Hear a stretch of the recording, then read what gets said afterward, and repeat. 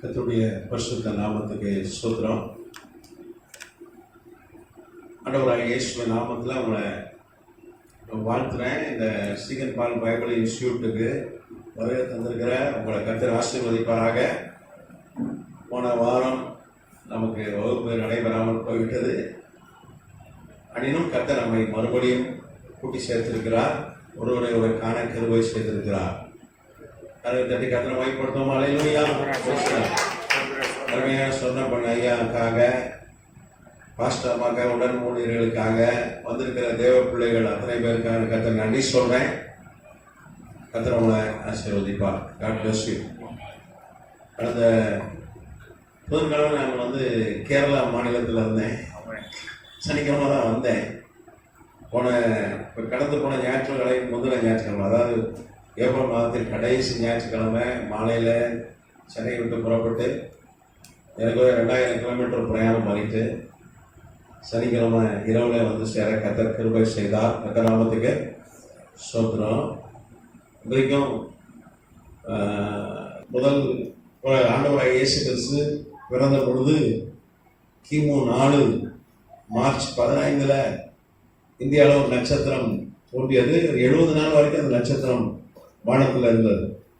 அந்த நட்சத்திரம் இங்க இருக்கிற ஒரு இளவரசனை வழி நடத்திட்டு போச்சு. அவர் தான் அரசர்கள் போய் ஆண்டவராகிய இயேசு கிறிஸ்து குழந்தையா இருந்தபோது அவருக்கு பணிந்து கொண்டு காணிக்கை செலுத்தினார்கள் எதுன்னு சொல்லுத. அதுல கோந்தபெரஸ் என்கிற ராஜ குடும்பத்தை சார்ந்த ஒரு அரசர், அவர் தான் என்ன பண்ணார், அந்த நட்சத்திரத்தை பார்த்தா இந்தியாவில இருந்து அவர் புறப்பட்டு போனார். கர்த்தர் நாமத்துக்கு ஸ்தோத்திரம். 2 வருஷம் பிரயாணம் பண்ணி இயேசுவை தரிசித்தார். அவர் ரட்சகரை கண்டார். வாழ்க்கை மாறியது. அவர் திரும்ப வந்தார். இயேசுவை அவர் தரிசித்ததுனால அவர் பாருங்க, ஒரு சாதாரண இளவரசன் தான், ராஜ குடும்ப ஆளுகையில் இருக்கிறவர் தான். அவர் குழந்தை இயேசுவை தரிசித்ததுனால அவரை கர்த்தர் ஆசீர்வதித்தார்.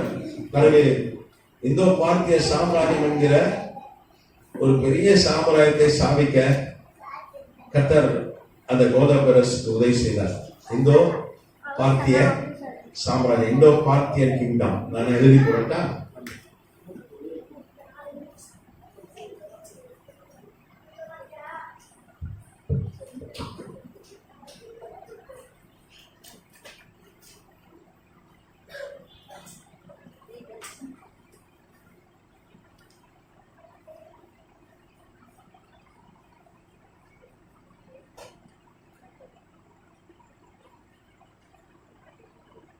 இந்தோ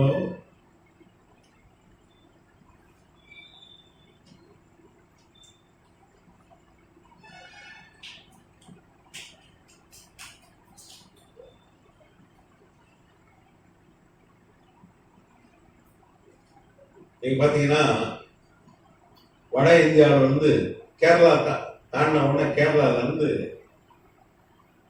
ஏறக்குறைய ஈரான் வரைக்கும் இந்தோ பார்த்திய சாம்ராஜ்யம், அது கோந்தபெரஸ்.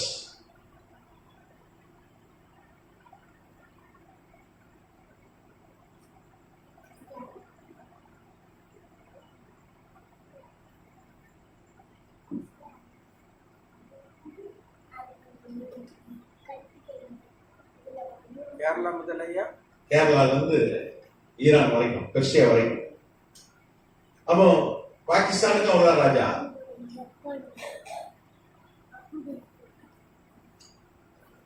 பங்களாதேஷுக்கு அவர் தான் ராஜா. ஆப்கானிஸ்தான் காந்தகார் பார்த்தீங்களா, அதான் அவருடைய தலைநகராக இருந்தது. ஆப்கானிஸ்தான் காந்தகாரை தலைநகராய் கொண்டு ஆட்சி செய்தார் என்று வரலாறு சொல்கிறது. இந்திய பைஜ்நாத் பூரி என்கிற இந்தியாவின் புகழ்பெற்ற வரலாற்று ஆசிரியருடைய பதிவுகள் அதை சொல்கிறது. நட்சத்திரத்தை கண்டு அவர் குழந்தை இயேசுவை தரிசித்தார். பைஜ்நாத் பூரி.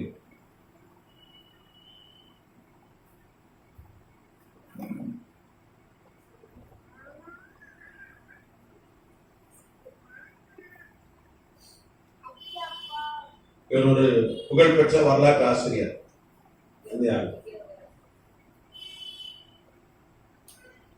இந்தியாவின் பெருமை இவர மாதிரி ஒரு புகழ்பெற்ற வரலாற்று ஆசிரியர் இந்தியாவில் எழும்பவே இல்லை. ஒரு புகழ்பெற்ற ஒரு வரலாற்று ஆசிரியர், இந்தியாவுக்கே பெருமை. ஸ்டாலின் யுனெஸ்கோவுடைய துணைத் தலைவராய் இருந்தார். அலகாபாத் பல்கலைக்கழகத்தில் தலைவராக இருந்தார். பிறகு அவர் பார்த்தீங்கன்னா யுனெஸ்கோவுடைய தலைவராகவே இருந்தார். இவர் தான் முதல் கிறிஸ்தவ அரசர். இவர் பார்த்தீங்கன்னா கிமு 2 BC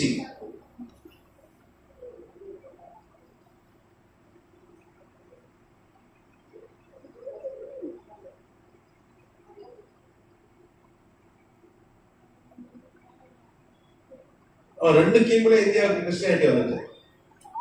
நீங்க நம்மளாம் என்ன நினைக்கிறோம், தோமா 52 AD தோமா வந்தார். 52 AD கிபியில தோமா வந்தாரு.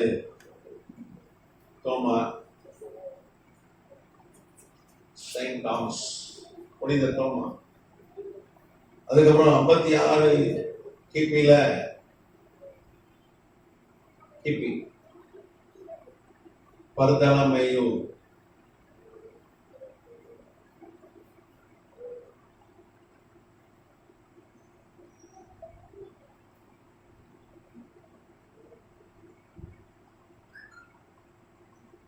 நம்ம இவங்களும் ஆண்டவராக இயேசு கிறிஸ்துவின் சீஷர்கள்.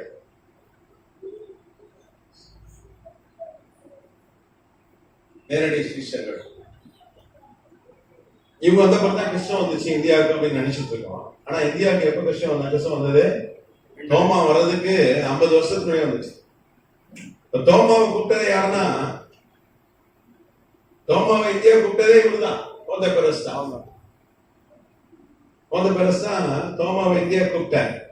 எது கூப்பிட்டாருன்னா, எங்களுக்கு இன்னும் நீ என்ன பண்ணணும், ஞானஸ்தானம் கொடுக்கணும், இன்னும் நிறைய ஆவிக்குரிய காரியங்களை கற்றுக் கொடுக்கணும்னு சொல்லிதான் அவருதான் என்ன பண்ணாரு, தோமாவே கூப்பிட்டு வந்தார். அபனேஷ் ஒரு அவருடைய நண்பர்.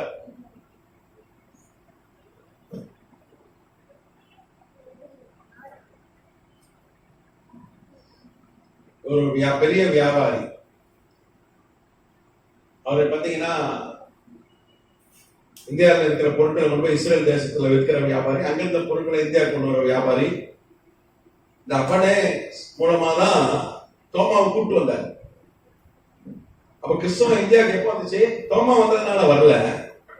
ஆண்டவராகிய இயேசு கிறிஸ்து பிறந்து இந்த பூமியில மனிதனாய் வந்து ஒரு கிமு 2 BC வந்துச்சு. அப்ப 2025 இருக்கும். 2027 வருஷம் ஆச்சு. இந்தியா கிறிஸ்தவம் வந்து எவ்வளவு காலம் ஆச்சு? 2027 வருஷம் ஆச்சு. அதனால நம்ம வரலாறு தெரியாதனாலதான் நம்ம என்ன சொல்றோம், அது வெள்ளைக்காரன் கொண்டு வந்த மதம் யா, நீங்களாம் என்ன பண்றீங்க, உங்களை வெள்ளைக்காரன் காசை கொடுத்து கோதுமையை கொடுத்து உங்களை மதம் மாத்திட்டான் அப்படின்னு சிலர் சொல்றாங்க. ஆனா அது உண்மை இல்லை. அப்ப பாத்தீங்கன்னா பாகிஸ்தான், ஆப்கானிஸ்தான், பலுச்சிஸ்தான், பூட்டான், பர்மா, இஸ்லாமிய நாடுகள்லாம் அன்னைக்கு ஆண்ட வந்து கோதை பெரசா கிறிஸ்துவ தேசமா இருந்தது. பாகிஸ்தான்ல ஒரு காலத்துல என்ன இருந்தது, கிறிஸ்தவம் இருந்தது. நீங்க பாத்தீங்கன்னா 4ஆம் நூற்றாண்டு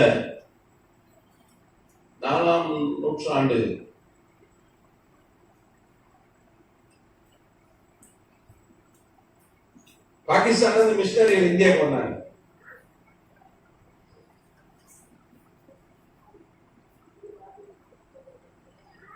இந்தியா சுதந்திரம் அடைஞ்ச போது அவங்களும் சுதந்திரம் பெற்றாங்க. பாகிஸ்தான் ஒரு நாடு கூட வந்துச்சு. ஆனா அந்த பகுதி, இந்த பாகிஸ்தான் இருக்கிற பகுதி மக்கள் அங்கே அவர்கள் என்ன பண்ணாங்க, இந்தியாவில வந்து மிஷனரிகளா எப்படி செய்தார் என்று வரலாறு சொல்லுது. 4ஆம் நூற்றாண்டு 4th century ஒரு காலத்துல கிறிஸ்துவ ஒரு பிரதேசமாய் கிறிஸ்துவ நாடா இருந்தது பாகிஸ்தான், ஆப்கானிஸ்தான்லாம். அன்னைக்கு இஸ்லாம்னு ஒரு மதம் கிடையாது. இஸ்லாம் வந்து இப்போ வந்து 612 தான் வந்துச்சு இஸ்லாம். கிபி. ஆமா, 612 கிபி. எத்தனை வருஷம் கழிச்சு பாருங்க. 610. அதுக்கப்புறம் இந்தியாவுக்கு மெதுவா பரவிச்சு. அப்படிதான் வந்துச்சு. பாகிஸ்தானுக்கு வந்துச்சு, மெதுவா தான் வந்துச்சு. இன்னைக்கும் பாத்தீங்கன்னா தொல்லியல் துறையினர் பாகிஸ்தானை ஆய்வு செஞ்சு நிறைய சர்ச்சு. இப்போ கூட ரீசெண்டா ஒரு பெரிய சிலுவை எடுத்தாங்க. அது பாத்தீங்கன்னா ஒரு 1500 ஆண்டுகள் முன்பதாக கட்டப்பட்ட ஒரு தேவாலய இடிபாடுகள் அது என்று கண்டுபிடித்திருக்கிறார். நிறைய சர்ச்சு, பழைய சர்ச்செல்லாம் கண்டுபிடிச்சிருக்காங்க ஆர்கியாலஜிஸ்ட், தொல்லியல் துறை விஞ்ஞானிகள். அப்போ ஒரு காலத்துல பாகிஸ்தான் எப்படி இருந்தது?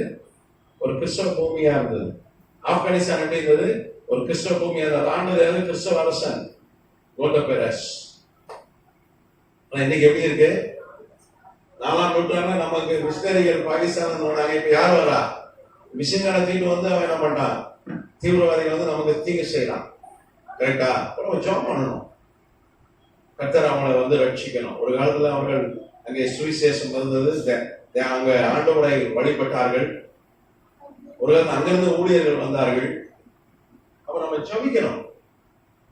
நம்ம ஜபம் பண்ணோம். அவங்களுக்காக விசேஷமா ஜபம் பண்ணா ஜபம் என்ன பண்ணோம்? மாற்றம், அந்த மக்களை மாற்றம். ஜபிக்கும் போது கர்த்தர் அவங்களை ரட்சிப்பார். அல்லேலூயா. ஆமா. அதனால நம்ம பாகிஸ்தானுக்காக நம்ம அங்க அந்த தேசத்துல இருந்து நமக்கு ஒரு காலத்துல மிஷினரிகள் வந்தார்கள், ஊழியம் செய்தார்கள். இன்னைக்கு தீவிரவாதி வந்து நமக்கு தீங்கு செய்கிறான். அது கர்த்தர் அதை நிறுத்தணும். கர்த்தர் அந்த மக்களை எல்லாம் ரட்சிக்கணும். இந்த போர் வராதபடி, இந்த போர் இதோட நிற்கணும், சமாதானம் உண்டாகணும். அதுக்காக நீங்க ஜெபம். நம்ம தேசம் ஒரு காலம் போற விரும்புற தேசம் அல்ல. நம்ம வழி சண்டைக்கு போற தேசம் அல்ல. அங்க இருக்கிற பொதுமக்கள் யாருக்கும் எந்த சேதம் இல்லாதபடிதான் தீவிரவாதி முகாம்களை தான் நம்ம ராணுவம் தாக்கி இருக்குது. கர்த்தர் நாமத்துக்கு சொல்றோம். நீங்க தொடர்ந்து ஜெபம் பண்ணுங்க. சரி, நம்ம பாடத்துக்கு போயிடலாம். நமக்கு இன்னைக்கு 8:10 ஆயிடுச்சு. நிறைய பேர் வரல. நான் தொடர்ச்சியா வந்து உங்களுக்கு வெளிப்படுத்துற விசேஷம் உங்களுக்கு தொடர்ந்து நம்ம பாடம் நடத்திட்டு வரோம்.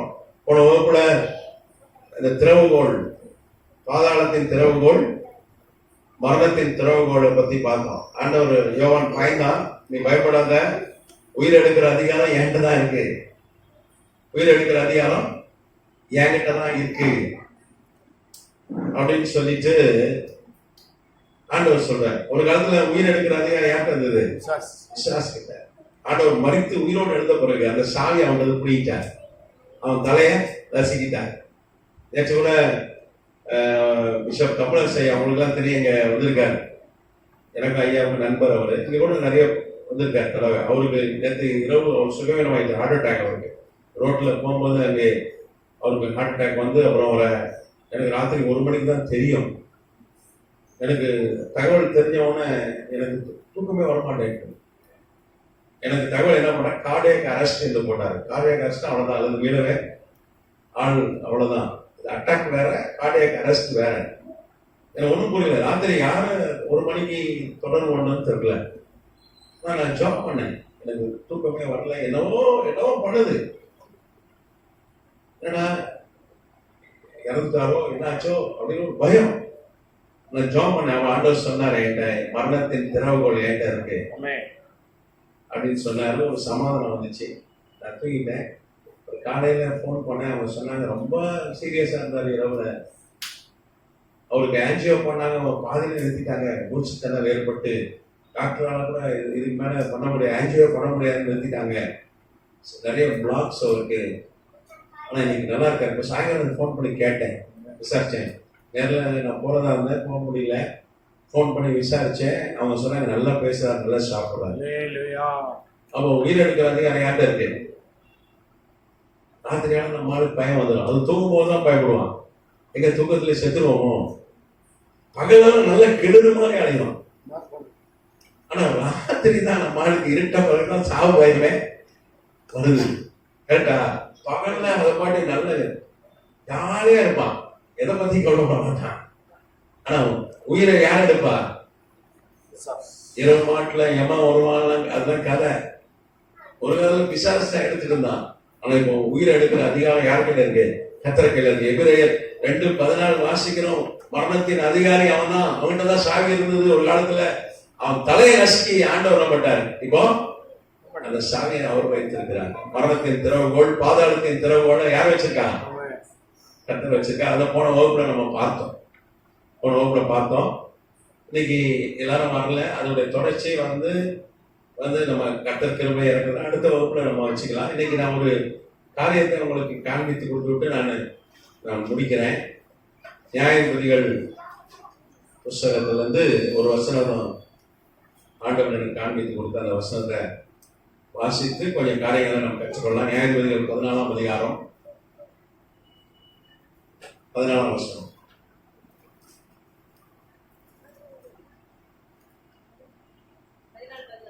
14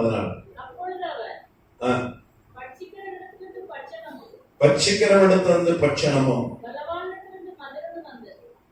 பலவானிடத்திலிருந்து மதுரமும் வந்தது.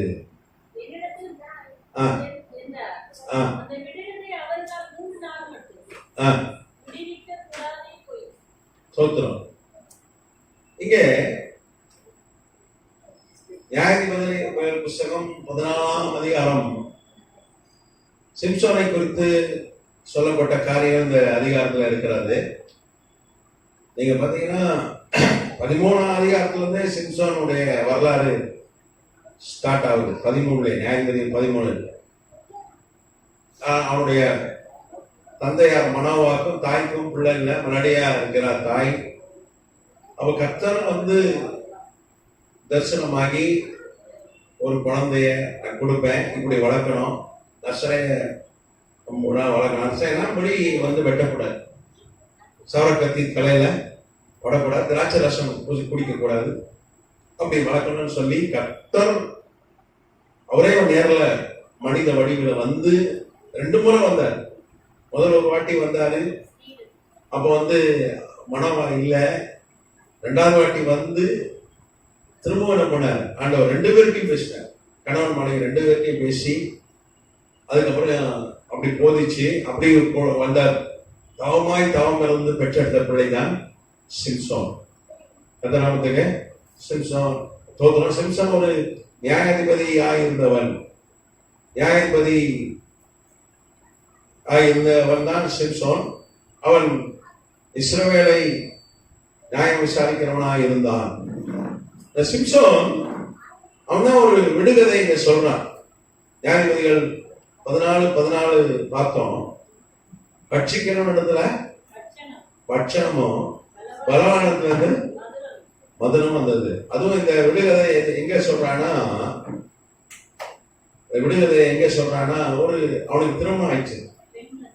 ஆமா, பெலிஸ்தர் தேசத்து பெண் திம்னாத் ஊரை சார்ந்த ஒரு பெண்ணை லவ் பண்ணிட்டான். அந்த காலத்துல லவ் பாருங்க.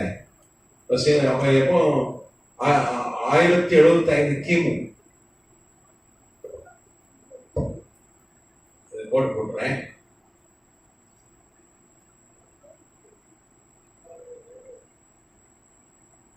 நியாயாதிபதிகள் 14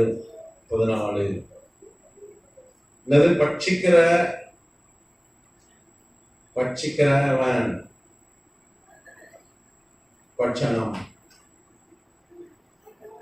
அப்புறம் பலவான இடத்துல இருந்து என்ன வருது, பலவான். மதுரம்.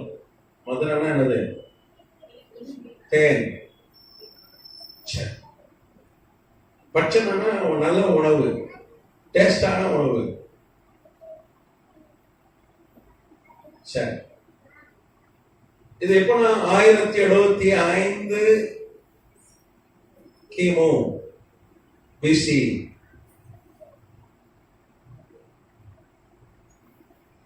தாவீது பிறகு 30 வருஷத்துக்கு முன்னாடி. தாவீது பிறகு 30 வருஷத்துக்கு முன்னாடி அவனுக்கு திருமணம் நடக்கிறது. ஏறக்குறைய ஒரு 25 வயசு அவனுக்கு. அது ஒரு பெலிஸ்தர் பொண்ணதான் லவ் பண்ணிட்டான். திம்னாத் ஊரை சார்ந்த பெண். அன்னைக்கு வந்து இஸ்ரேல் தேசம் பெலிஸ்தருக்கு அடிமையானாங்க. பெலிஸ்தர் தான் இன்னைக்கு இருக்கிற காசா, வெஸ்ட் பேங்க், பாலஸ்தீன் இருக்கு பாருங்க, அவர்கள் தான் பெலிஸ்தர்கள். பழைய பேர் பெலிஸ்டைன், இன்னைக்கு பாலஸ்டைன். அவங்க மேற்கு கரை, அதுக்கப்புறம் காசா அப்படின்னு தொடர்ந்து செய்திகள் அடிப்படுதுல. இப்போ கூட அங்க போர் நடந்துகிட்டே இருக்கு. அதான் பெலிஸ்தர்கள். அவர்கள் உலகத்துல இஸ்ரேலை ஆண்டார்கள், இஸ்ரேலை அடிமைப்படுத்தி வச்சிருந்தாங்க. கர்த்தர் நாமத்துக்கு ஸ்தோத்திரம். அப்ப கர்த்தர் வந்து சிம்சோனை எழுப்புகிறார். அப்பப்போ நியாயாதிபதி யாரையாவது கர்த்தர் எழுப்பி இந்த இஸ்ரேல் ஜனங்களை ரட்சித்துக் கொண்டே இருந்தார். அப்படிதான் வேதம் சொல்லுது, வரலாறு சொல்லுது. இப்போ சிம்சோன் ஏற்கனவே ஒரு 25 வயசு. அவன் திம்னாத்து ஒரு பொண்ணு அவன் வந்து விரும்புறான். அப்போ இதுல இருந்து ஏறக்குறைய எத்தனை வருஷத்துக்கு முன்னாடி, 1075 கிமுனா. இதுல இருந்து இது கூட ஒரு 2025 கூட்டிக்கிட்டீங்கன்னா எவ்வளவு வருது? எவ்வளவு வருது? 3300 ஆண்டுகள் முன்பாக. கரெக்டா? இப்ப 1075 கிம் கூட இப்ப என்னது? என்ன வருஷம்? 2025. அப்ப எவ்வளோச்சு? 3000. 3000 வருஷம். கரெக்டா? மன்னிக்கணும், 3100 3100 ஆண்டுகள் முன்பாக நடந்த ஒரு உண்மை சம்பவம்.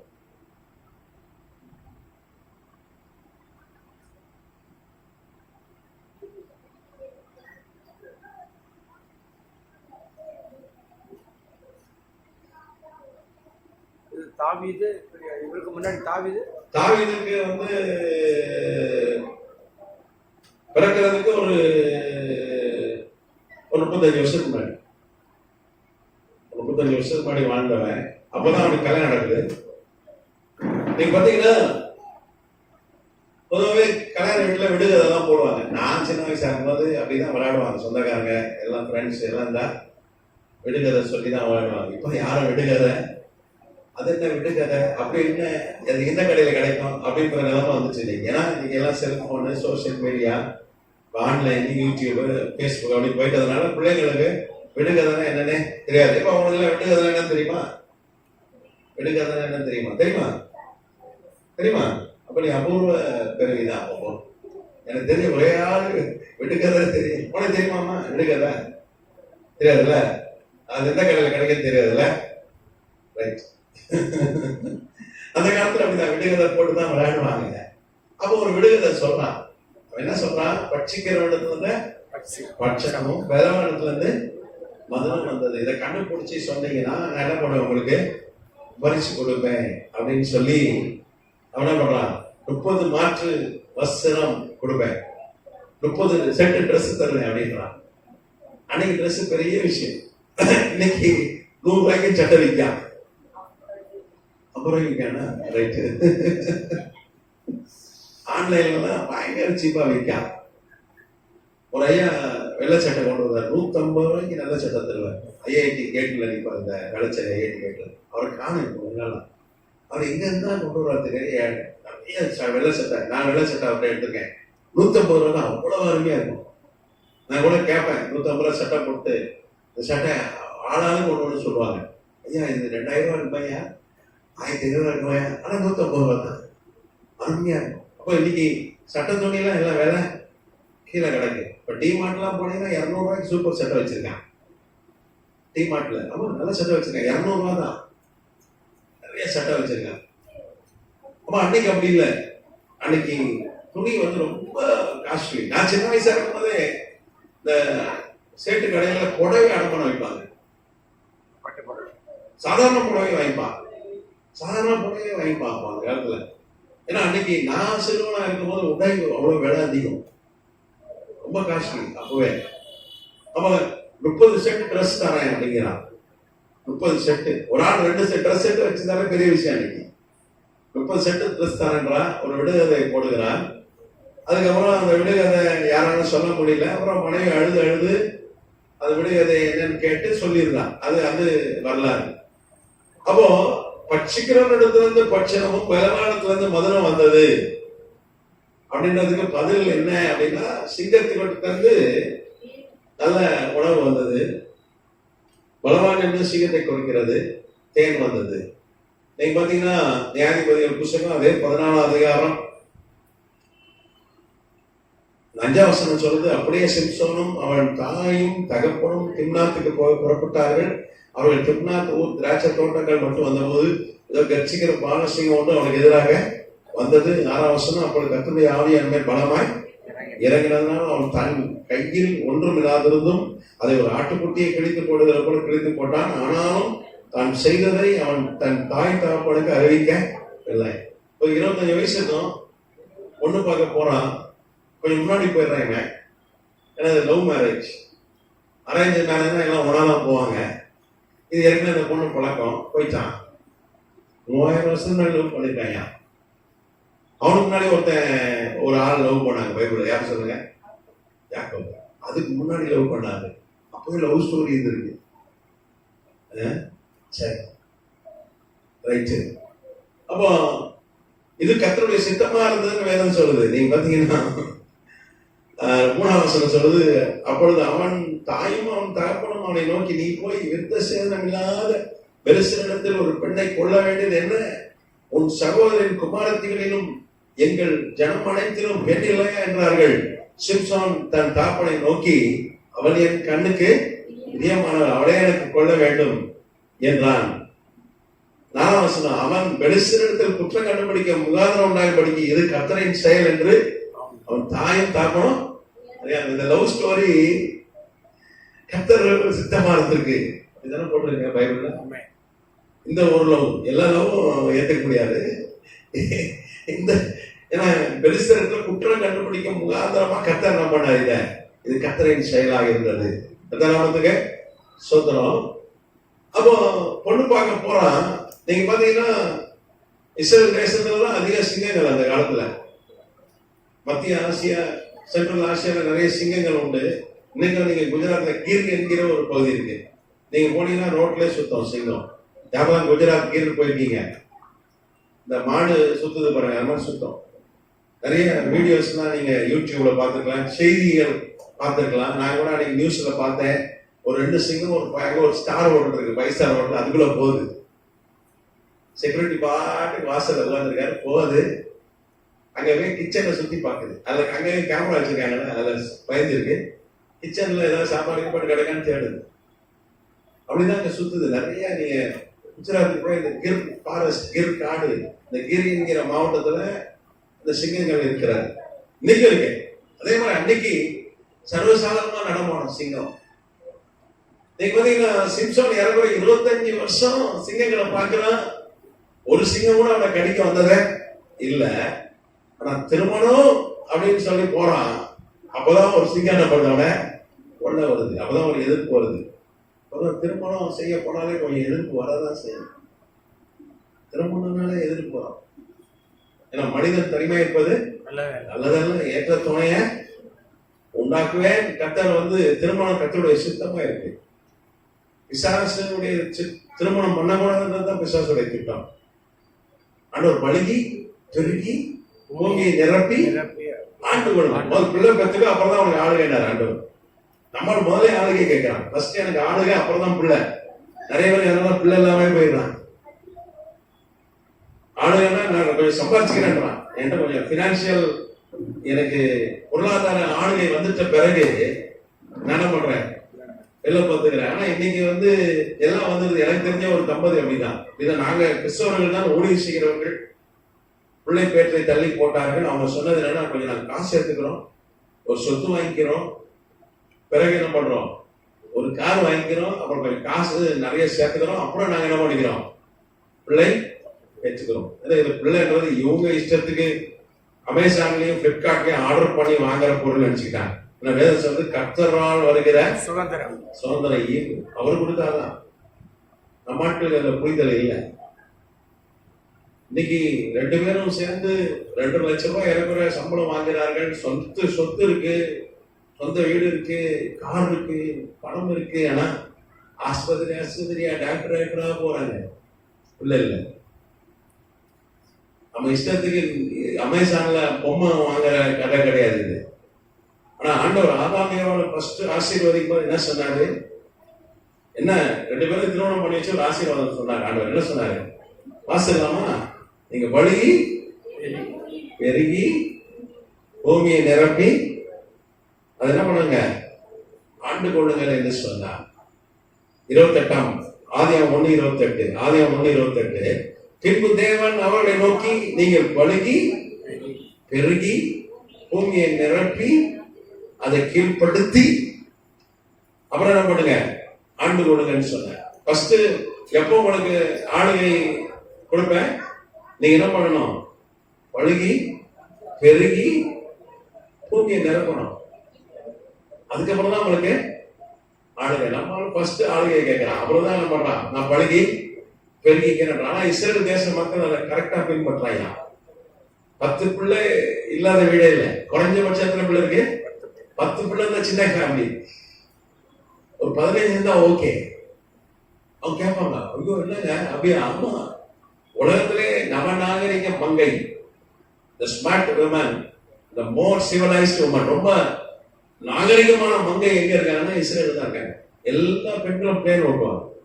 என்ன ஓட்டுவாங்க? ஆமா, நம்ம ஊர்ல ஒரு ஸ்கூட்டி ஓட்டாலே பெரிய விஷயம். ஒரு அப்பா ஒரு ஐயா வராரு, பொண்ணு பாருங்கயா, என் பையன் பாருங்க, என் மகா ஸ்கூட்டி ஓட்டுவாயா, ஸ்கூட்டி அது பெருசா சொல்றோம். காரு ஓட்டுவாயா, காரு அதை பெருசா சொல்றோம். ஆனா அங்க இருக்கிறவங்க எதை ஓட்டுறா?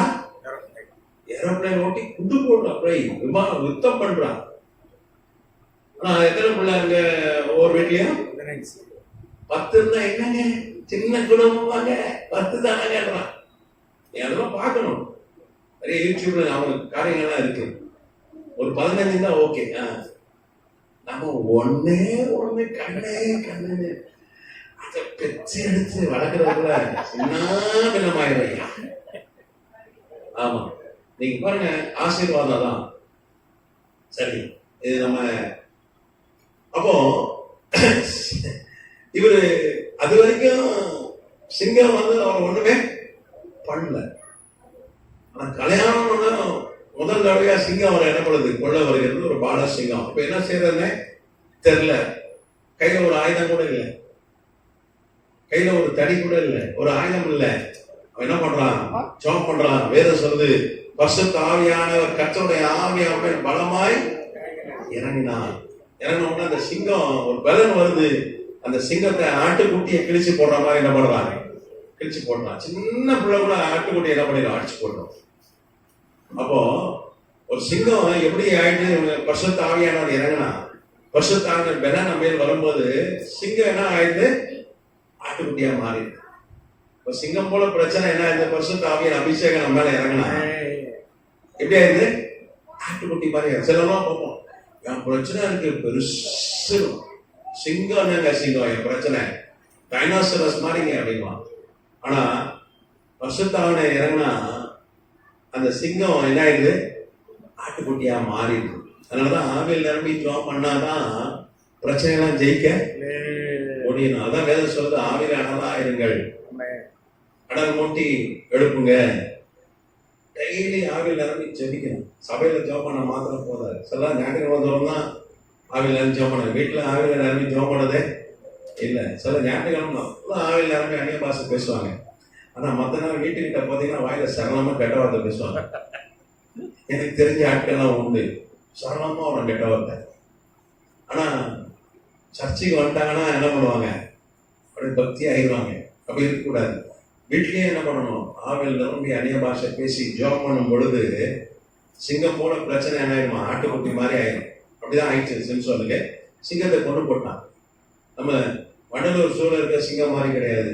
சர்க்கஸ் அந்த காலத்துல நான் சின்ன வயசா இருக்கும்போது சர்க்கஸ்ல சிங்கம்லாம் வச்சிருப்பாங்க. இப்போ சிங்கம்லாம் சர்க்கஸ்ல கிடையாது. இருக்கா இல்லையா? சர்க்கஸ்லாம் போயிருப்பீங்களா தம்பிகளா? புலியை பார்த்தீங்களா? இல்லை. ஆமா, அன்னைக்கு சிங்கம், புலி, கரடி, யானை எல்லாம் உண்டு. நாங்க சின்ன வயசு சர்க்கஸ்ல. இப்ப எல்லாம் பேன் பண்ணிட்டாங்க அரசாங்கம். சரி, அப்போ ஸ்ட்ராங்கான ஒரு சிங்கம், பால சிங்கம், ஒரு சிங்கம் யானையை கொண்டுறாங்க.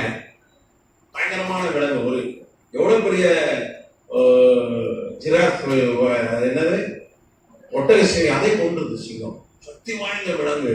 அதை ஒரு ஆட்டுக்குட்டியை எவ்வளவு சிம்பிளா கிழிச்சு போட்டு பாப்பாங்க. ஒரு ஆட்டுக்குட்டியை கிழிச்சு போடுற மாதிரி நம்ம சிங்கத்தை அசால்ட்டா கிழித்து போட்டு அவன் பாட்டுக்கு கல்யாணம் விஷயமா போயிட்டான். இப்போ செத்து போச்சு சிங்கம். 1 மாசம் கழிச்சு ரிட்டர்ன் வரான். அவன் போக்குவரத்தா இருக்கான், திருநாட்டுக்கு போயிட்டு வரான். ஏன்னா இது காதல் வந்துச்சு, லவ். அதனால போயிட்டு வந்துட்டு இருக்கான். இன்னைக்கு வந்து போன்ல பேசுற மாதிரி, வாட்ஸ்அப்ல பேசுற மாதிரி நம்ம போயிட்டு வரான். அன்னைக்கு வாட்ஸ்அப்பும் கிடையாது, போனும் கிடையாது, ஒண்ணும் கிடையாது. அதனால போயிட்டு வரான். அப்படி போயிட்டு வரும்பொழுது ஒரு மாசம் கழிச்சு வரான். அங்க அவன் கொன்று போட்ட இடத்துல சிங்கம் கிடக்குது. அதுல என்ன இருக்கு? ஒரு தேன் கூடு இருக்கு. நீங்க கேட்கலாம், என்னங்க ஒரு மாசம் ஆகிய அந்த உடம்பு கெட்டு போகாதா? நீங்க பாத்தீங்கன்னா இஸ்ரேல் தேசத்துல அது வந்து குறிப்பிட்ட சில மாதங்கள் வந்து பயங்கர குளிர். அது குறிப்பா மார்ச், ஏப்ரல்லாம் ஒரு அடி பனி இருக்கும். ஒரு அடி லிட்டரலாவே ஸ்னோ இருக்கும். அப்படிப்பட்ட மாதங்கள் அது. அதனால இந்த பனிக்கட்டியில ஒரு நாளும் வந்து ஒரு செத்து போன உடம்பு கெட்டு போகவே போகாது. அப்போ அது செத்து கிடக்குது. அதுல என்ன இருக்கு? ஒரு தேன் கூடு கட்டியிருக்கு. அந்த பசியா வரான், ரொம்ப பசி. அந்த தேன் கூட்டை எடுத்து என்ன பண்றான்? தேனை பொழிஞ்சு சாப்பிட்றான். அந்த தேன் கூடு அடை அதையும் சாப்பிட்றான். நான் சின்ன வயசுல சாப்பிட்டேன், டேஸ்டா இருக்கும். நீங்களாம் சாப்பிட்டீங்கன்னா உங்களுக்கு தெரியும். தண்ணி குடிச்சு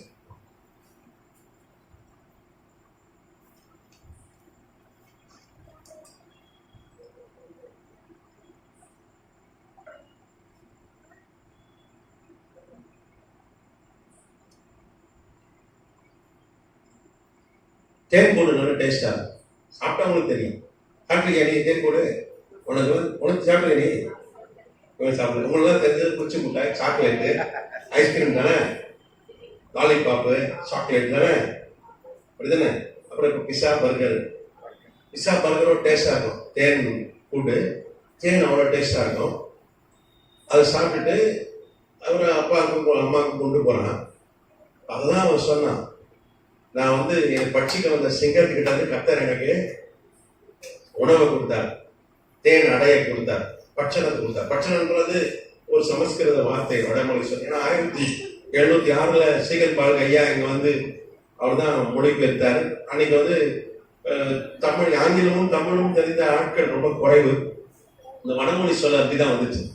பட்சணம்னா நல்ல டேஸ்டான சாப்பாடுன்னு அர்த்தம். நல்ல ருசியான சாப்பாடு பேர் தான் பட்சணம். இன்னைக்கு பட்சணம் அப்படின்னு சொல்லுவாங்க. எங்க சொல்லுவாங்க சொல்லுங்க? கரெக்டா சொல்றாங்க. பத்மாஸ்டர் கரெக்டா சொல்றாங்க. பட்சணம், ஸ்நாக்ஸ், ஸ்வீட், அதுதான் என்ன? ஆமா, ஸ்நாக்ஸ். நம்ம ஸ்நாக்ஸ்.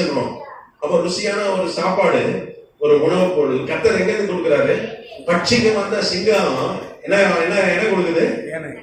ஆமா, நல்ல டேஸ்டான சாப்பாடு, நல்ல தேன் அட்டை, செம்ம டேஸ்ட். அதுக்கப்புறம் பலவான் எது சிங்கத்தை குறிக்க, அதுல இருந்து என்ன வருது? தேன் வருது.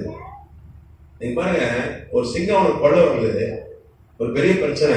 ஆனா கர்த்தர் அந்த சிங்கத்தை, அந்த பிரச்சனையை அவனுக்கு சாதகமா மாற்றி அதை கொண்டு போட்டு அதுல இருந்து பட்சணத்தையும் கொடுக்கிறார். கர்த்தர் என்ன பண்றாரு? தேனையும் கொடுக்கிறார். அதுதான் அவன் ஒரு பழமொழியா சொன்னான், விடுதலையா சொன்னான். பட்சிக்கிறவன்ல இருந்து பட்சணம் வந்துச்சு, எனக்கு ஆண்டவர் கொடுத்தாரியா. பலவான்ல இருந்து என்ன வந்துச்சு? எனக்கு தேன் வந்து. எனக்கு கொள்ள வந்த சிங்கத்துக்கிட்ட வந்து கர்த்தர் எனக்கு ஆசீர்வாதத்தை, நன்மையை கொடுத்தார் அப்படின்னு சொன்னான். கர்த்தராமத்துக்கு சொந்தம். பாருங்க, ஒரு பிரச்சனையை கர்த்தர் எப்படி மாத்துறாரு? ஆசீர்வாதமா சிம்சோனுக்கு மாற்றி கொடுக்கிறார். கர்த்தராமத்துக்கு சொந்தம். இப்ப லைவ் அது. சில ஆட்கள் நம்ம பட்சிப்பாங்க, உங்களுக்கே தெரியும். சிங்கம் மாதிரி பட்சிக்கிற எதிரி, நம்ம எதிர்க்கிற பட்சிக்கிற ஆட்கள் உண்டு. பிரச்சனைகளும் அதே மாதிரி இருக்கு. சிங்கம் மாதிரி, சிங்கத்தோட மோசமா இருக்கு. ஒருவேளை பொருளாதார பிரச்சனையா இருக்கலாம், வியாதியா இருக்கலாம், வேற பிரச்சனைகள் கூட இருக்கலாம். ஆனா எப்படி சிம்சோனுக்கு வந்து அந்த பட்சிக்கிற சிங்கத்திட்ட வந்து கர்த்தர் பட்சணத்தையும் மதுரத்தையும் கொடுத்தாரோ, அதே மாதிரி நமக்கும் ஆண்டவர் கொடுப்பார், மாற்றுவார். நீங்க பாத்தீங்கன்னா எஸ்தர் மகாராணி உடைய வளர்ப்பு தந்தை முருதகாய், அவன் சாதாரண ஒரு அரண்மனையில ஒரு சாதாரண ஒரு செக்யூரிட்டி, அவ்வளவுதான். ஆமான் ஒரு பிரதமர் தான். அவன் வந்து இவனை வெறுத்தான். ஏன் வெறுத்தான்னா, ஆமான் 127 நாடுகளுக்கு அவன் பிரைம் மினிஸ்டர். நான் ஒருத்தாய் ஒரு வாட்ச்மேன், செக்யூரிட்டி. ஆனா எல்லாரும் காலில் விழுந்து வணங்கினாங்க, இவன் வணங்க மாட்டேன்டான். ஏன் வணங்க மாட்டேன்னா, அன்னைக்கு வந்து யூதர்கள் ஆண்டவரை தவிர யாரையும் வணங்கவே மாட்டாங்க, அதனால வணங்க மாட்டேன்டான். அதனால அவன் என்ன பண்றான்? இவனை தூக்குல போடுறதுக்கு ஒரு உயரமான தூக்கு மரத்தை ரெடி பண்றான், கயிறு ரெடி பண்றான். ஆனா கர்த்தர் என்ன பண்றாரு, ராஜாவும் கிட்ட பேசி அவனை நீங்க பாத்தீங்கன்னா அவன் தான் என்ன பண்றான், அவனை கனம் பண்ணும்படி கர்த்தர் கிருபை பாராட்டுகிறார். அவன் தான் என்ன பண்றான், ராஜாவுடைய குதிரை மேல ஏற்றி ராஜாவுடைய உடைகளை அவனுக்கு போட்டு, கர்த்தர் கனம் பண்ணுகிற மனிதன், ராஜா கனம் பண்ண மனிதன் இவ்விதமாய் கனம் பண்ணப்படுவான்னு சொல்லி தெருவா அவனை கொண்டு போகும்படி கர்த்தர் செய்தார். பட்சிக்க ஆமா நினைச்சான், அவனை பட்சிக்க நினைச்சான். அவன்கிட்ட கர்த்தர் என்ன பண்ணாரு, ஒரு மதுரத்தை, ஒரு ஆசீர்வாதத்தை கொடுத்தார். அதே மாதிரிதான் நமக்கும் கர்த்தர் கொடுப்பார். கர்த்தர் நாமத்துக்கு சொத்துறோம். அதனால சிங்கம் இருக்குன்னு கவலைப்படாதீங்க. பிரச்சனை அது எப்படி ஆக போகுது, பச்சனம்னா கொஞ்ச நாள் மாறப்போகுது, அல்லது தேன் வரப்போகுது. நீங்க பாத்தீங்கன்னா ஒரு தேன் தேனி 7 வாரம் தான் வாழும். 7 வாரம் தான் லைஃப். 8 வாரம் 2 மாசம். அது வாழ்நாள் முழுக்க சில லட்சம் கிலோமீட்டர் பறந்து போய் தான் தேனை எடுக்குது. ஒரு அவுன்ஸ் தேன் எடுக்கணும்னா 1 லட்சம் கிலோமீட்டர் பறந்தாதான் ஒரு தேனீகளை தேன் எடுக்க முடியும். ஒரு அவுன்ஸ்ன்றது இவ்வளவுதான். இவ்வளவு தேன் எடுக்கணும்னா அது எவ்வளவு தூரம் பிரயாணம் பண்ணணும், 1 லட்சம் கிலோமீட்டர். ஆண்டவர் தேனியை பார்த்து ஞானத்தை கற்றுக்கணும், நீதிமொழிகளை வாசிக்கிறோம். அப்போ எவ்வளவு பிரயாசப்படுது பாருங்க. மழை போறது 2 வாரம் தான், 2 மாசம் தான், 7 வாரம் தான், 8 வாரம் தான். ஆனா அது எவ்வளவு டிராவல் பண்ணது, 1 லட்சம் கிலோமீட்டர். ஒரே ஒரு அவுன்ஸ் தேனுக்கு தான். அப்படி பார்த்தா ஒரு 50 லட்சம் கிலோமீட்டர் பிரயாணம் பண்ணாதான் 1 மாசம் தேன் கூட கட்டி அதை தேன் வைக்க முடியும். 1 மாசத்துக்குள்ள வரலாம் ரிட்டர்ன். அப்போ ஒவ்வொரு தேனியும் ஒரு 50 லட்சம் கிலோமீட்டர் பறந்துதான் என்ன பண்ணிருக்கு, தேனை கொண்டு போய் சேகரிச்சு. தேனி வாழ்க்கை ரொம்ப ஆச்சு. அதை பார்த்து கத்துக்க சொல்ல ஞானத்தை ஆண்டவர். தேனியை பார்த்து நீ கத்துக்கோ. தேனி சுறுசுறுப்புன்னு சொல்றோம். அவ்வளவு பிரயாசப்படுது. நம்ம பாருங்க, நம்ம அந்த அளவுக்கு பிரயாசப்படுறோமா, அந்த அளவுக்கு சுறுசுறுப்பா இருக்கோமா, அந்த அளவுக்கு செயல்படுறோமா? இல்லை. ஆனா தேனீக்கள் அவ்வளவா செயல்படுகிறது. நம்மள சாக்கு போக்கு வச்சு நம்ம அப்படியே முடங்கி போயிடுறோம். எத்தனாமதுக்கு சுத்துறோம். 2012 மட்டுமா நான் சில லட்சம் கிலோமீட்டர் பிரயாணம் பண்ணிட்டேன். அதை நான் பெருமையா சொல்ல முடியாது. தேனிக்கிட்ட இந்த தகவலை என்னைக்கு நான் தெரிஞ்சுக்க எனக்கு வெக்கமா இருக்கு. நம்மளை விட தேனி சின்னது, 2 மாசம் தான் வாழப்படுது. அது அவ்வளவு பிரயாசப்படுது, அவ்வளவு டிராவல் பண்ணுது. அதனால ஆண்டு புரட்டு போங்க அப்படின்ற பிரயாசம் பண்ணணும் பேர் சொல்றது. அதிகமாக பிரயாசம் பண்ணணும். இப்ப தேனிக்கிட்ட தான் அதை நம்ம கத்துக்கணும், அந்த சுறுசுறுப்பை. இப்ப அந்த தேனியை கொண்டு கத்த என்ன பண்ண, அந்த செத்து போன சிங்க உடம்புல ஒரு தேன் கூட்ட கத்தர் கட்டளை எழுதுகிறார், ஒரு ஆசீர்வாதத்தை கத்தர் கட்டளை எழுதுகிறார். நீங்க பாத்தீங்கன்னா சிம்சோன் இந்த பூமியில வாழ்ந்தவன். சிம்சோனுடைய கல்றை எங்க இருக்குன்னா 2003 கண்டுபிடிச்சிருக்காங்க. தொழில் துறை விஞ்ஞானிகள் அவருடைய கல்றை கண்டுபிடிச்சிருக்காங்க. சிம்சோனுடைய கல்றை எழுதி போறேன்.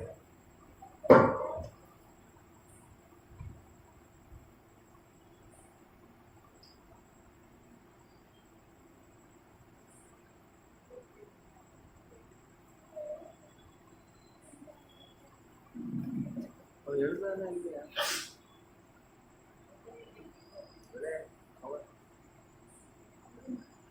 எங்க இருக்குன்னா டெல் சோரா, டெல் சோரா ஒரு இடம் இஸ்ரேல் தேசத்துல.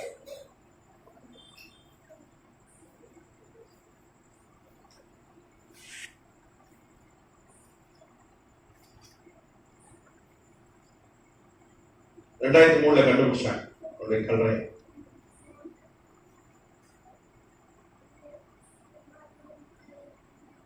விஞ்ஞானிகளுடைய பேரை எழுதுகிற ஆர்கியாலஜிஸ்ட், தொல்லியல் துறை விஞ்ஞானிகள். ஆப்ஷலாம்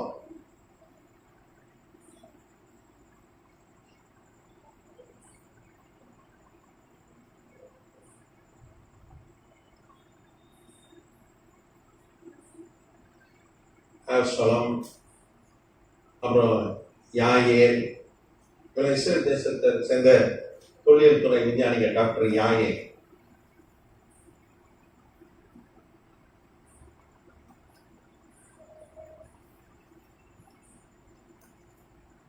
அப்புறம் டாக்டர் நிர் சரி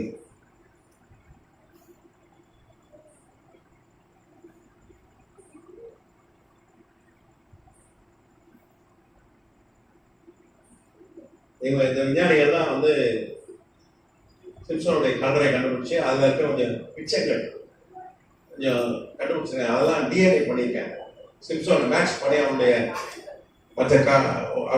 ஃபேமிலியோட மேட்ச் பண்ணி சிம்சன் கல்லறை கண்டுபிடிச்சிருக்காங்க. அது மாத்திரம் பார்த்தீங்கன்னா 2012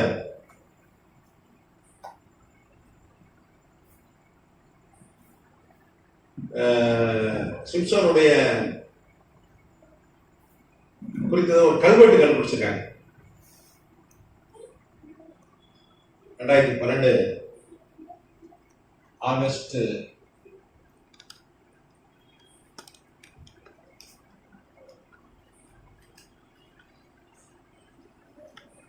மாசம்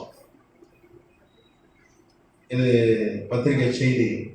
ஹாரட்ஸ் ஒரு பத்திரிகை இருக்கு, புகழ்பெற்ற இஸ்ரேல் தேசத்தில் புகழ்பெற்ற பத்திரிகை. அது செய்தி ஹாரட்ஸ் ரொம்ப ஃபேமஸான பத்திரிகை.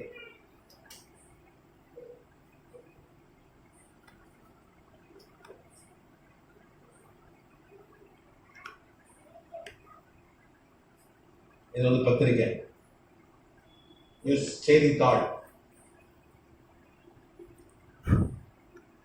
இது வந்து மேகசின்.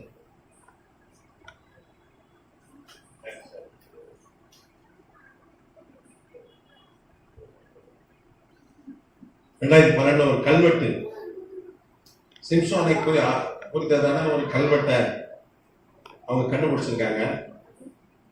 அது இப்ப எங்க இருக்குன்னா தெலவி யூனிவர்சிட்டியில வச்சிருக்காங்க. அங்க ஒரு மியூசியம் இருக்கு. சிம்சன் வாழ்ந்ததுக்கான ஆதாரம் கல்வெட்டை கண்டுபிடிச்சிருக்காங்க. அது குறிப்பா அந்த கல்வெட்டுல சிங்கத்தை கொண்டதுக்கான அந்த ஆதாரங்கள் இதுல இருக்கு. சிங்கத்தை கொண்டதுக்கான ஆதாரம் இருக்கு. அது அந்த விஞ்ஞானிகளை நான் சொல்லிடுறேன். தொல்லியல் துறை விஞ்ஞானிகள் இதை கண்டுபிடிச்ச டாக்டர் ஷ்லோமோ முனிமோவிட்ஸ். ஷ்லோமோ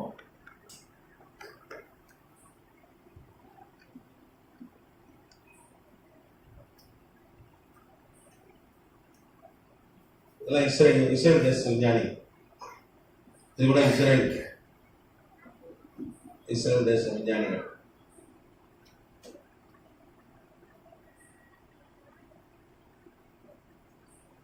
அதுக்கப்புறம் டாக்டர் ஸ்வி லெடர்மேன்.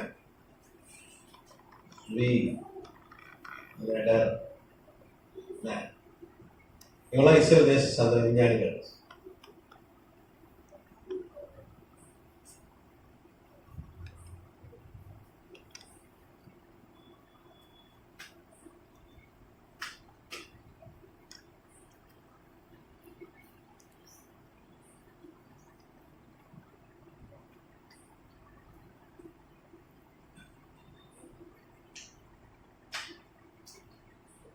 பட்சிக்கிற இடத்துல இருந்து பச்சனம்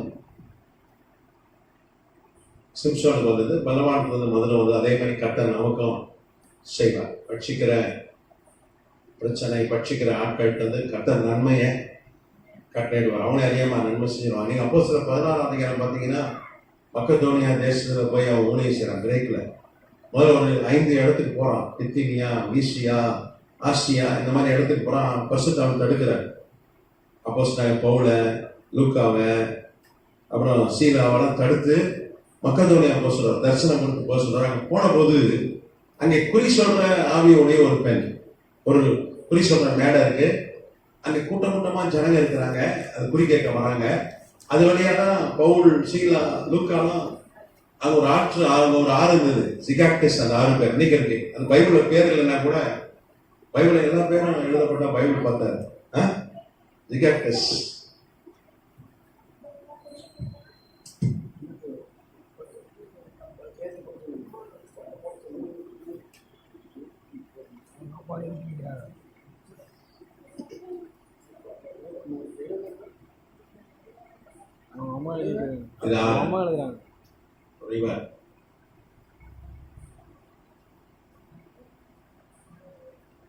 அந்த ஆத்தங்கரையில அன்னைக்கு அந்த ஊருக்கு தான் பீச்சு. நம்ம ஊர்ல பீச்சில் போய் உட்கார மாதிரி சில ஊர்ல ஆறு இருக்கிற வீட்டுல எல்லாம் ஆச்சகரில் போய் உட்காந்துருப்பாங்க. அங்க எல்லாம் உட்காந்து கூடி பேசுறதுலாம் பவுல் ஷீலா லூக்கா அங்க இருக்கிற ஆட்கள் தான் போதிச்சாங்க. போய் ஜோம் பண்ண போனாங்க, அங்க போதிச்சாங்க. அப்படி போதிக்கும் போது முதல்ல ரட்சிக்கப்பட்ட லீதியா, ரத்தாம்பரம் விற்கிற லீதியா, லீதியா பார்த்தீங்கன்னா மிகப்பெரிய பிசினஸ் உமன். ஒரு கப்பல் நிறைய அவருக்கு உள்ளன் துணிகள் வரும். அதை என்ன பண்ணுவோம், பர்பிள் டைனா கத்திரிப்பூ கலர்னு சொல்லுவாங்க பாருங்க. நாகப்பழமும் கத்திரிப்பூ கலர் கலந்த மாதிரி இருக்கும் பர்பிள். அந்த டை போட்டு ஒரு கப்பல் நிறைய துணி வரும், திருப்பி அனுப்புவா. பெரிய ஃபேக்டரிஸ் தான் டை போடுற. நத்தையில இருந்து ஒரு அந்த டை எடுத்து அன்னைக்கு மாதிரி ரோம பேரரசு குடும்பத்துல அந்த கலர் தான் போடுவாங்க. பர்பிள் இன்னைக்கு பர்பிள் யாரெல்லா போட்டுக்கலாம், அன்னைக்கு அப்படி இல்லை, அவங்க தான் போடணும். வேற யாரும் போட்டா ஜெயில போட்டுருவாங்க. ரோம பிரஜைகள் போடலாம், ரோமன் சிட்டிசன்ஸ் போடலாம். ரோம பிரஜைன்றது ராஜ்யசபா உறுப்பினர் மாதிரி ஒரு எம்பி மாதிரி இவர்கள் போடலாம். அவங்களுக்குலாம் அந்த துணிக்கு டை போடுற வேலையை செஞ்சது யாருன்னா இந்த நீதியால் தான். அவதான் ஃபர்ஸ்ட் ரட்சிக்கப்பட்டா, மிகப்பெரிய பணக்காரி. ஐரோப்பாவில் முதல் ரட்சிக்கப்பட்ட ஞானஸ்தானம் பெற்றவள் யாருன்னா நீதியாலும் குடும்பத்தார் தான். அந்த சிகாக்டஸ் ஆற்றங்கரையில தான் ஆறுல தான் ஞானஸ்தானம் பெற்றாங்க. இன்னைக்கு அவங்க ஒரு அந்த நீதியால் உடைய ஞானஸ்தானம் பெற்ற இடத்துல ஒரு இன்னைக்கு ஒரு சர்ச் கட்டியிருக்காங்க. இந்த இடத்துல ஒரு அடையாளம் இருக்கு. அப்போ பவுல் ஞானஸ்தானம் கொடுத்தா பாருங்க, அந்த இடத்துல ஒரு மானியூமெண்ட், ஒரு அடையாளத்தை, ஒரு கட்டடத்தை அங்க கட்டி வச்சிருக்காங்க. இன்னைக்கு இருக்காங்க. போனீங்கன்னா மெக்கடோனியா போனீங்கன்னா பார்க்கலாம். கத்துநாமத்துக்கு சுத்திரம். அப்போ இவர்கள் நீதியார் வீட்டுல இருந்து ஆற்றங்கரைக்கு சுவிசேஷம் சொல்றதுக்கு, ஊழியம் செய்யறதுக்கு போய்கிட்டே இருந்தாங்க. ஒரு நாள் இந்த பெண் டெய்லி அங்க குறி சொல்லிட்டு இருப்பா. கூட்டமா அந்த ஊரே அங்கதான் இருக்கும். குறி சொல்ற ஆவியை, பிசாசின் ஆவியை உடையவள். இவன் போகும்போதுதான் அந்த பெண் என்ன பண்ணுவா, வந்து என்ன சொல்லுவா, இவர்கள் உன்னதமான தேவனுடைய ஊழியக்காரர்கள், இவர்கள் ரட்சிக்கான வழியை அறிவிக்கிறவர்கள், இவங்க செவி கொடுங்கன்னு சொல்லி அந்த பிசாசு எப்பொழுதுதான் பவுலும் ஸ்ரீலாவும் லூக்காவும் போறாங்களோ அப்பெல்லாம் வந்து விளம்பரம் பண்ணிக்கிட்டே இருந்தது, சொல்லிக்கிட்டே இருந்தது. பொதுவாக வந்து வேதம் சொல்றது 1 பேதுரு 5ஆம் அதிகாரத்துல பிசாசு எப்படி இருக்காங்க, நம்ம எதிரான எங்க பிசாசு யாரையும் விளங்கலாம் என்று வகை தேடி சுற்றி திரிகிறான். யோவான் 10ல வாசிக்கிறோம், அவன் திருடவும் கொல்லவும் அழிக்க வந்திருக்கான், பொய்க்கு பிதா.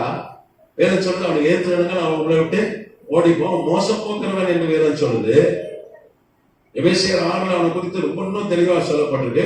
அப்ப நமக்கு தீங்கு செய்யறவன், ஆனா இங்க அவன் என்ன பண்றான், பிசாசு ஒரு நன்மை செய்யறான், விளம்பரம் போடுறான். பவுலுக்கு சீலாவுக்கு இவங்களாம் ஊழியக்காரங்கப்பா, இவங்க ரட்சிப்பான வழியை, உன்னதமான ஊழியர்கள் ரட்சிப்பான வழியை சொல்லி இவங்க செவி கொடுங்கன்னு சொல்லி யார் சொல்றா, இந்த குறி சொல்ற ஆவியோடைய பிசாசன் ஆவுடைய பெண் சொல்றான். அப்ப ஆண்டவர் கூட பட்சிக்கிற அந்த பிசாசுக்கு வந்து ஒரு பச்சனத்தையும் ஒரு மதுரத்தையும் கொடுக்கறதை பார்க்கிறோம். அதே மாதிரிதான் ஆண்டவர் நமக்கு வர நாட்கள்ல செய்வார். அதனால பிரச்சனைலாம் வந்து எப்படியா மாறப்போகுது, பலகாரமா மாறப்போகுது, சிங்கம் பச்சனமா மாறப்போகுது, தேனா மதுரமா மாறப்போகுது. நான் முடிச்சிட்டா அந்த இது ஒண்ணா அந்த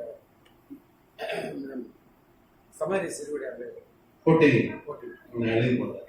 இப்போ சிம்சனுடைய வரலாறு வந்து பாத்தீங்கன்னா ஃபைலோ வரலாற்று ஆசிரியர்கள், சிம்சனுடைய வரலாற்று ஆசிரியர்கள் யாருன்னா ஹிஸ்டாரியன்.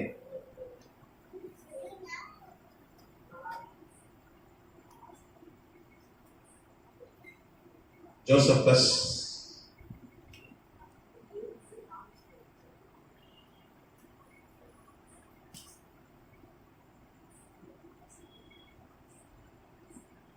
அதுக்கப்புறம் ஃபைலோ, இவங்களும் புகழ்பெற்ற வரலாற்று ஆசிரியர்கள். ஃபைலோ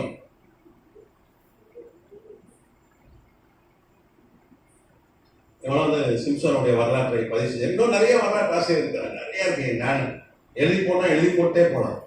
ஏராளமான வரலாற்று ஆசிரியர்கள் வந்து சிம்சனுடைய வரலாற்றை பதிவு செஞ்சிருக்காங்க. இன்னொரு வரலாற்று ஆசிரியர் பேரையும் நான் எழுதி போட்டுறேன்.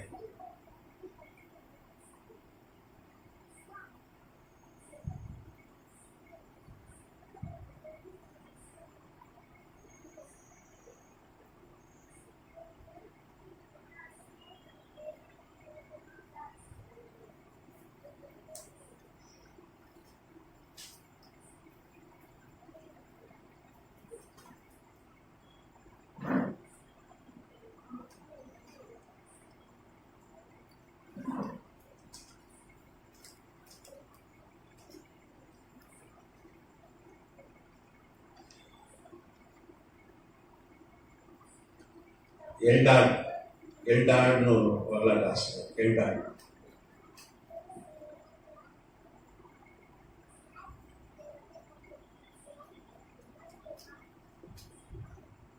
இந்த போட்டினி குறித்து எழுதி போடுறேன். போட்டினி, போட்டினி யார் தெரியுமா? சமாரிய ஸ்திரீ ஆண்டவரை சந்திச்சால சமாரிய பெண்.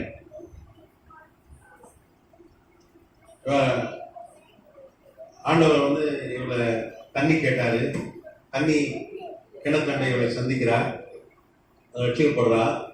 100 சபைக்கு மேல ஸ்தாபிக்கிறார். ஃபர்ஸ்ட் கேப்டேஜி தான் போய் ஊழியம் செய்யறா ஆப்பிரிக்கால. பிறகு ரோம் வரைக்கும் ஊழியத்துக்கு போறா. அவர் எந்த சாட்சியா மறைக்கிறா. வரலாறு பார்த்தீங்கன்னா இப்போலிட்டஸ்,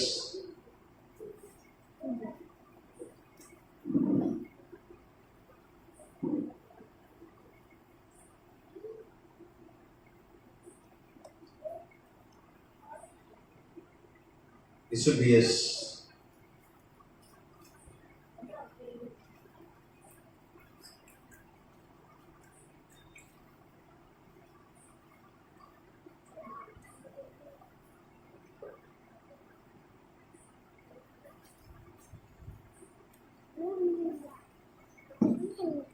நிறைய இரேனியஸ், நிறைய வரலாறு ஆசிரியருடைய வரலாறு பதிவு செஞ்சிருக்காங்க. இந்த வரலாறுல தான் தெரிஞ்சுக்கிறோம். அவன் பேர் போட்டினி. அவ 100 சபைக்கு மேல சமைச்சா. அவ ரத்த சாட்சியா மறிச்சா. அவருடைய கல்றா எங்கன்னா ரோம்ல இருக்கு. இன்னைக்கு இருக்கு ரோம்ல. போட்டினுடைய கல்றா ரோம்ல இருக்கு. சமரைஸ்